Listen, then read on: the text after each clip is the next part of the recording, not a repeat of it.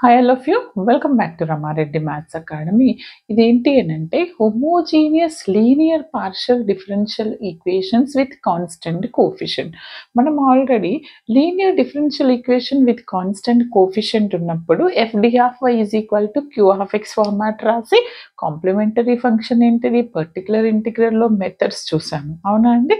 ఇది అదే చాప్టర్లో మీకున్నటువంటి జేఎన్టీయు, కాకినాడ అండ్ అనంతపూర్, గాజువాక కొంతమంది స్టూడెంట్స్ ఉన్నటువంటి టాపిక్ ఏంటంటే homogeneous linear partial differential equations అంటే ఏంటిది, అందులో సొల్యూషన్ ఏ విధంగా ఫైండ్ అవుట్ చేస్తాము, అసలు లీనియర్ పార్షియల్ డిఫరెన్షియల్ ఈక్వేషన్స్ అని ఏ విధంగా ఐడెంటిఫై చేస్తాము, దానికి సొల్యూషన్స్, దానిలో సిఎఫ్ ఉంటుంది, పిఐ ఉంటుంది పర్టికులర్ ఇంటిగ్రల్, దానికి ఫార్ములా ఏంటి, ఏ విధంగా సాల్వ్ చేయాలని చెప్తాను. వీడియోని మాత్రం అందరికీ షేర్ చేయండి బేటా. First of all homogeneous linear partial differential equation చేసే ముందు మనకి homogeneous and non homogeneous two methods ఉంటాయి. బట్ మీకు వచ్చేసింది ఏంటంటే homogeneous linear partial differential equation. మరి homogeneous linear partial differential equation ఏ ఫార్మాట్లో ఉంటుంది అని అంటే యాక్చువల్గా ఇది మనం డిస్కస్ చేస్తున్నాం. That is the general form. ఏమంటున్నాను నేను? Homogeneous linear partial differential equation general form ఏ విధంగా ఉంటుందంట, a naught dou power n z by dou x power n dou power n z by dou x power n minus 1 y. ఇది తగ్గుతూ పోతుంది, ఇది పెరుగుతుంది. dou power n z by dou x power n minus 1 y square so on. This x will become to ఇది 0 అవుతుంది. dou y power n is equal to some function f of x comma y అనే general form. మరి ఈ equation ఇచ్చినప్పుడు మనం solutions ఏ విధంగా find out చేయాలంటే ఎప్పుడైనా linear equation with constant coefficient ఇచ్చినప్పుడు మనకి టూ టైప్స్ ఆఫ్ సొల్యూషన్స్ వస్తాయి. ఏంటిది? ఒకటి కాంప్లిమెంటరీ ఫంక్షన్, ఇంకొకటి పర్టికులర్ ఇంటిగ్రల్. జనరల్ సొల్యూషన్ అనేది ఎప్పుడు అంటాం మనము? Particular integral and complementary function. ఒకవేళ దట్ ఈక్వేషన్ ఈక్వల్ టు 0 ఉంటే you will get only the complementary function. That equation equal to any function ఉంటే పర్టికులర్ ఇంటిగ్రల్ వస్తుంది. ఈ వీడియోలో మాత్రం నేను కాంప్లిమెంటరీ ఫంక్షన్ అంటే ఏంటిది, దానికి ఫార్ములాస్ ఏ విధంగా ఉంటాయి చూడండి అమ్మా. డిఫరెన్షియల్ ఈక్వేషన్స్లో పార్షియల్ డిఫరెన్షియేషన్కి మనకి సిఎఫ్ వేరే ఉంటుంది, కంపల్సరీ వినండి. ఇక్కడ ఏంటంటే ఈ ఫార్మాట్లో ఉన్నప్పుడు ఇక్కడ మెయిన్ కాంప్లిమెంటరీ ఫంక్షన్ రాయాలి అని అంటే మీరు ఏం చేయాలంటే అక్కడ మనం dy by dx ని d అన్నాం, ఇక్కడ ఏంటిది doe by doe x equal to d అనాలి. Differential operator doe by doe వైని d డాష్ అని అనుకుంటే equation suppose in terms of ఏ విధంగా చేంజ్ అవుతుంది, d comma d dash of z లో చేంజ్ అవుతుంది. అప్పుడు దానికి మనం జనరల్ సొల్యూషన్ రాయాలి అని అంటే ఏం చేయాలంటే first step you have to write the auxiliary equation. ఇది తెలుసు కదా మనకి. ఎప్పుడైనా డిఫరెన్షియల్ ఆపరేటర్స్ని సబ్స్టిట్యూట్ చేసిన తర్వాత మనం జనరల్ సొల్యూషన్ రాయాలంటే ఆక్సిలరీ ఈక్వేషన్ రాయాల్సి ఉంటుంది. అక్కడ ఆక్సిలరీ ఈక్వేషన్లో మనం డిఫరెన్షియేషన్లో డి రీప్లేస్డ్ విత్ ఎం అంటాం, కానీ ఇక్కడ ఏంటిది D small capital D replaced with M and D dash is replaced with 1. అంటే ఏంటిది, ఇది డితో రీప్లేస్ అవుతుంది అండ్ 1 అంటే d డాష్తో రీప్లేస్ అవుతుంది. అంటే ఈక్వేషన్ ఏ ఫార్మాట్లో వస్తుంది? f of m comma 1 is equal to 0 ఫార్మాట్కి వస్తుంది. వచ్చిన తర్వాత మరి కాంప్లిమెంటరీ ఫంక్షన్కి రూట్స్ ఏ విధంగా వస్తాయి, ఏ విధంగా చెక్ చేయాలి అనేది మీరు ఈ వాల్యూస్ని సబ్స్టిట్యూట్ చేసిన తర్వాత దీని మీద డిపెండ్ అయి ఉంటుంది. ఇప్పుడు నేను చెప్తాను ప్రాబ్లము. ఆ ప్రాబ్లం కంటే ముందు కాంప్లిమెంటరీ ఫంక్షన్కి ఉన్నటువంటి ఫార్ములాస్ ఏంటో చెప్తాను, ఓకేనా? Just note down.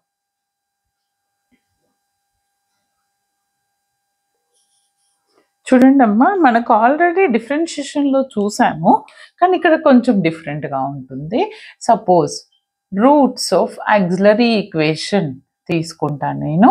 ఆక్సిలరీ ఈక్వేషన్కి నాకు వచ్చినటువంటి రూట్స్ ఏ విధంగా ఉన్నాయి? m1 సపోజ్ m1 ఉందండి, m2 ఉంది, m3 ఉంది.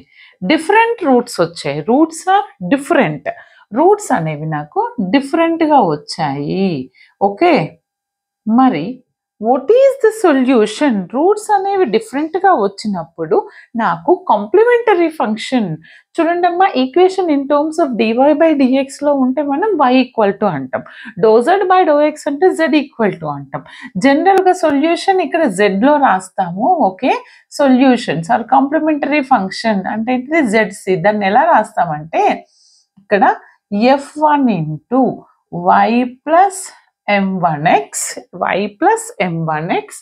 Plus f2 into y plus m2x plus f3 into y plus m3x so on. ఒకవేళ డిఫరెంట్ రూట్స్ ఈ విధంగా రిపీట్ అయితే సో ఆన్ ఈ విధంగా రాస్తాం. ఓకే, మరి సపోజ్ 2 రూట్స్ ఈక్వల్ 1 డిఫరెంట్ అంటే ఏంటిది m1 ఈక్వల్ టు m2, ఈ రెండింటిని ఒక రూట్ అనుకుంటున్నాను.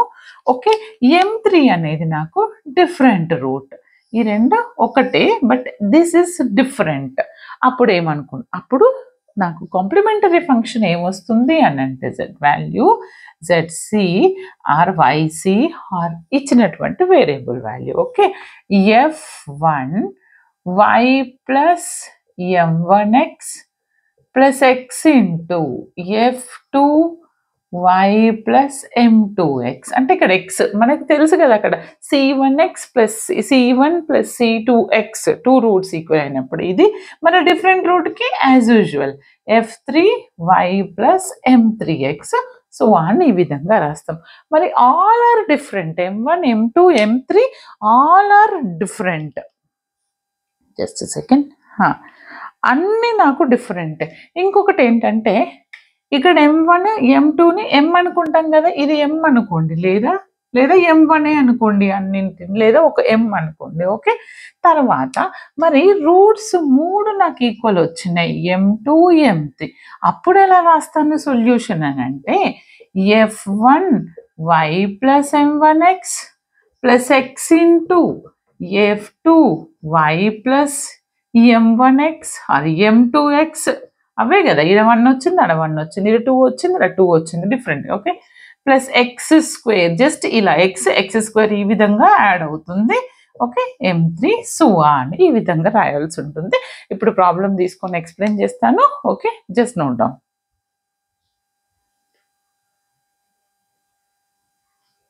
చూడండి, ఇప్పుడు నా ఈ ఈక్వేషన్కి నేను ఫస్ట్ ఆఫ్ ఆల్ ఇలా ఇచ్చారు, సాల్వ్ అని ఇచ్చారు. ఇదేంటండి second line higher order homogeneous linear partial differential equation. Homogeneous అని ఎలా చెప్తాను, 3 ఆల్ పవర్స్ సేమ్ 2 3. ఓకే, అన్నీ ఉన్నాయి కాబట్టి ఇది homogeneous linear partial differential equation is equal to 0 ఉంది కాబట్టి only you will get the complementary function. మరి ఈ కాంప్లిమెంటరీ ఫంక్షన్ సాల్వ్ చేయాలంటే మనం ఫస్ట్ దీన్ని ఆపరేటర్ ఫామ్లోకి రాయాలి. What is the operator form? మనకి we know that what is our operator form, doe by doe x is D and doe by doe y is D dash అనుకుంటే ఇచ్చినటువంటి equation నేను ఎలా రాయొచ్చు చూడండి అమ్మా, ఇక్కడ డో ఎక్స్ క్యూబ్ ఉంది అంటే doe cube by doe x cube అంటే ఏమని రాస్తాను, లేదా ఒక స్టెప్ రాయండి, doe cube z by doe x cube.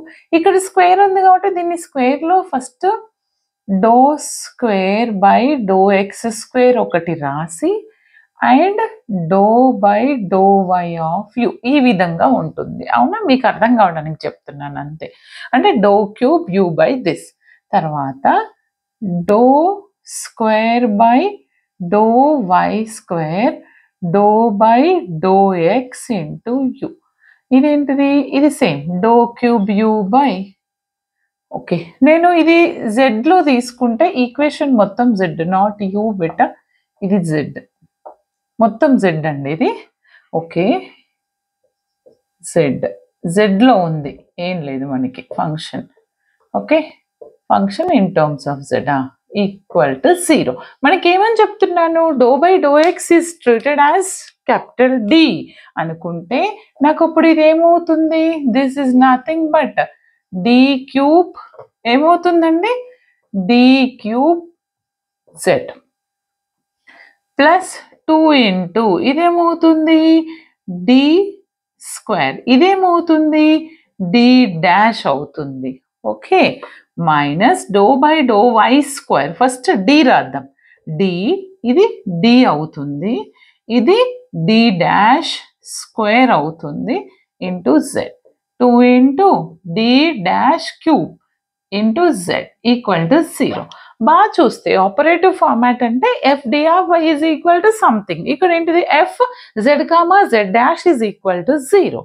అంటే నేను జెడ్ కామన్ తీస్తే D cube plus 2d square D dash, okay 1 second, d square d dash d dash square minus 2d dash cube into z. ఇది దీన్ని మీరు F D comma D dash of Z equal to 0 format. దీనికి నేను auxiliary equation రాయాలి. మరి auxiliary equation అంటే ఏంటిది? What is our auxiliary equation అంటే ఏమని చెప్పానండి? m is replaced with d and d dash is replaced with 1. అంటే ఏంటిది? m అనేది dని రీప్లేస్ చేస్తుంది, d dash ని 1 రీప్లేస్ చేస్తుంది. అంటే f ఆఫ్ యాక్చువల్లీ ఇది f ఆఫ్ d కామా ఇది ఎలా ఉంది? f of d comma d dash equal to 0. దీన్ని m రీప్లేస్ చేస్తే దీన్ని 1 రీప్లేస్, అంటే f of 1 comma 1 m comma 1 equal to 0 ఫార్మాట్కి వస్తుంది. అప్పుడు అంటే దీని వాల్యూ చెప్పండి. డి క్యూబ్, డి క్యూబ్ అంటే డి ప్లేస్లో m రాయండి, m cube plus D square అంటే m స్క్వేర్, డి డాష్ అంటే ఏంటిది 1, డి అంటే ఏంటిది m, డి డాష్ స్క్వేర్ అంటే 1 square 2 into 1 cube. Okay, this is auxiliary equation. Okay, ఇప్పుడు దీన్ని సింప్లిఫై చేస్తే ఏమొచ్చింది? m cube plus 2m square minus m minus 2. నాకు ఈ ఈక్వేషన్ వచ్చింది. ఈ ఈక్వేషన్ని నేను సాల్వ్ చేస్తే I will get the roots. Suppose m equal to 1 తీసుకుంటా, సాటిస్ఫై అవుతుందా? క్యాల్సీ ఉంటే క్యాల్సీలో చేయండి సింపుల్. m ఈక్వల్ టు 1 తీసుకున్నా అనుకోండి, 1 తీసుకుందాము, -1 తీసుకో. ఓకే 1 తీసుకున్నా, ఇది 1 ఇది 2 3 అవుతుంది, ఇది -1 -3 అంటే క్యాన్సిల్ అవుతుంది. అంటే m ఈక్వల్ టు 1 సాటిస్ఫై చేస్తుంది. m ఈక్వల్ టు 1 సాటిస్ఫై చేస్తుంది అని అంటే m అనేది ఒక రూట్. ఎలా చేస్తాం? By using remainder. మనకు తెలుసు కదా రిమైండర్ థీరం ఎలా చేస్తాం. m ఈక్వల్ టు చూడండి ఇక్కడ m equal m cube coefficient, m square m coefficient constant. m equal to 1 పెడితే ఏమొస్తుంది? ఇక్కడ 1 1 1 1 3 వస్తుంది, 1 3 3, ఇక్కడ 2 వస్తుంది, 1 2 2. ఓకే, ఫైనల్గా నాకు ఏమొచ్చింది చూడండి. m ఈక్వల్ టు 1 పెడితే m square plus 3m plus 2, m square plus 3m plus 2. చూడండి అమ్మా, దీనికి ఫ్యాక్టర్స్గా అనుకుంటా 2 1s తీసుకుందామా. ఓకే 3m వచ్చింది కదా. ఓకే 2 1s 2 1 తీసుకుంటే నాకు వచ్చేస్తున్నాయి ఫ్యాక్టర్స్. m ఈక్వల్ టు 1 ఒకటండి, m square plus 2m plus m. చూడండి సమ్ చేస్తే 3m వస్తుంది, ప్రోడక్ట్ చేస్తే 2m స్క్వేర్ వస్తుంది. కరెక్టే కదా.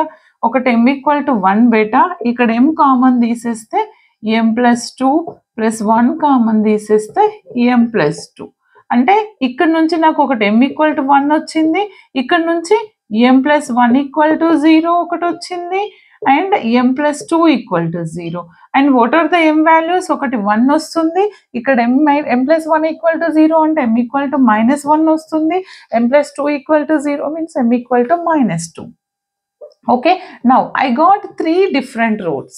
Then how to write the general solution?